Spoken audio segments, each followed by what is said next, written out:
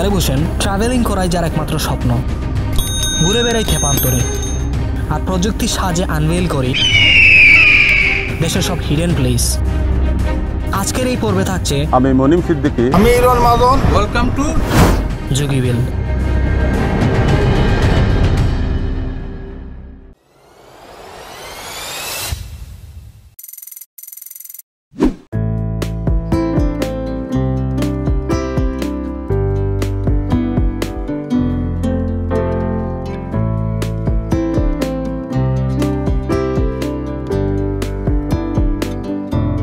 সিলেটকে বলা হয় দুটি পাতা একটি কুড়ির রাজ্য। আমাদের জুগিবিলও রয়েছে চমৎকার এক ছায়ের রাজ্য। এটি আলীনগর চা বাগান নামে পরিচিত।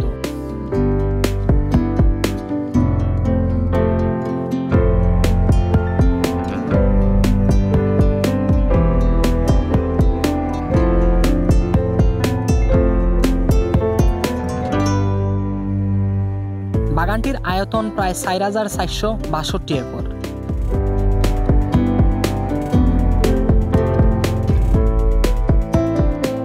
স্থানীয় কিছু লোকেরা আসলে এই চায়ের কুড়ি দিয়ে এক ধরনের ভর্তা বানায়, যার স্বাদটা হচ্ছে আসলে অমায়িক, বলে বোঝানো অসম্ভব। সো যদি এরকম কোনো সুযোগ সুবিধা পান, অবশ্যই এই চায়ের কুড়ি দিয়ে একটা ভর্তা বানিয়ে সেই স্বাদটা নেওয়ার চেষ্টা করবেন। চা বাগানটি আসলেই অমায়িক। রাবার বাগান এবং চা গাছে ঘেরা প্রাকৃতিক এই পরিবেশ পিকনিক স্পটের জন্য দারুণ একটা জায়গা হতে পারে। সময় করে একবার অবশ্যই ঘুরতে আসবেন।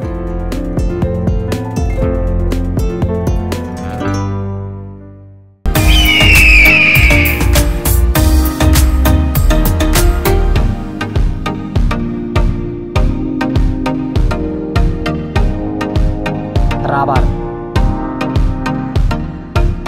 দেশের অর্থনীতিতে বড় অবদান রাখা একটি শিল্প। প্রকৃতি ঘেরা জুগিবিল গ্রামের পূর্ব দিকে রয়েছে একটি বিশাল রাবার বাগান। একটা বিষয় বলে রাখা ভালো, যেটা হচ্ছে রাবার গাছ এবং চা গাছে খুব একটা পানির প্রয়োজন হয় না, যার কারণে পাহাড়ি অঞ্চলগুলোতে এই রাবার এবং চা গাছের চাষাবাদ ব্যাপক হারে হয়ে থাকে।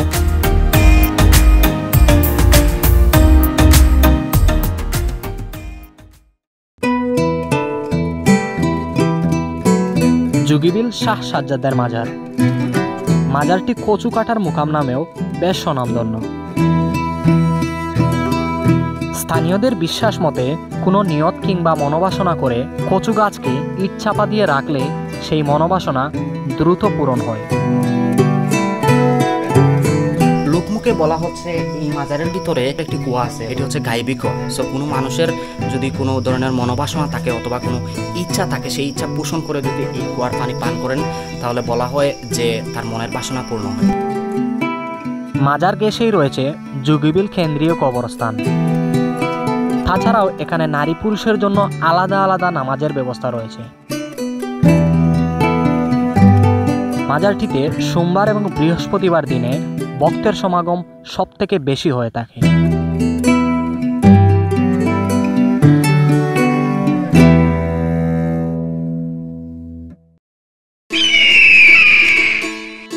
সোনচরা বাজার অত্র ইউনিয়নের মধ্যে এককালের নামকরা বাজার ছিল এটি।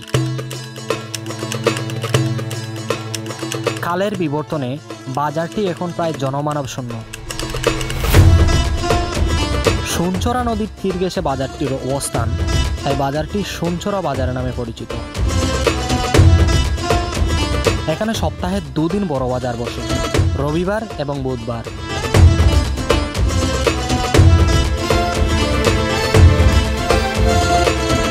বাজারের বিশিষ্ট ব্যবসায়ীদের মধ্যে হিরণ মহাজন বেশ স্বনামধন্য।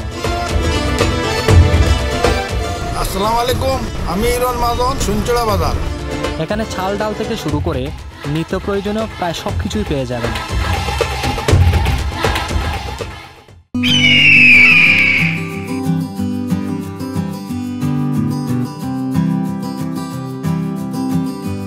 এটা হচ্ছে জুগিবিল গ্রামের সবচেয়ে আকর্ষণীয় বাংলো বাড়ি।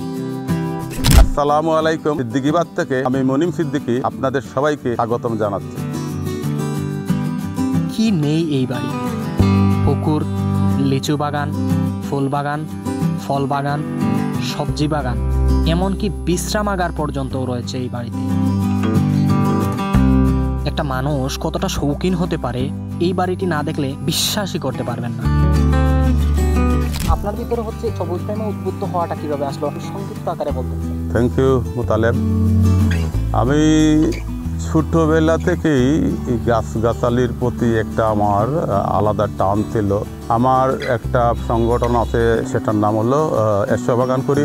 যেহেতু আমি একজন এই বাগান বিষয়ক গ্রুপের ফাউন্ডার, সেহেতু আমার বাড়িতে তো গাছগাছালি থাকার কথা। কারণ আমার বাড়িতে যখন মানুষ আসবে বলবে মনিম ভাই আপনার বাড়িতে কি এই গাছটা আছে, তখন যদি আমি বলি যে নাই, তো ওটা একটা আমার জন্য লজ্জার ব্যাপার। আমি চাই যে রিটায়ার্ডের পরে মানুষজন শহরে একটা রুমের মধ্যে বন্দি হয়ে থাকে। তো আমি সেই অবসরপ্রাপ্ত মানুষদেরকে বলতে চাই, দেখুন আপনারা গ্রামে ফিরে আসুন। আপনারা গ্রামের ছেলে, গ্রামের মানুষ, গ্রামকে এনজয় করুন, গ্রামকে শহরের মতো সাজিয়ে তুলুন।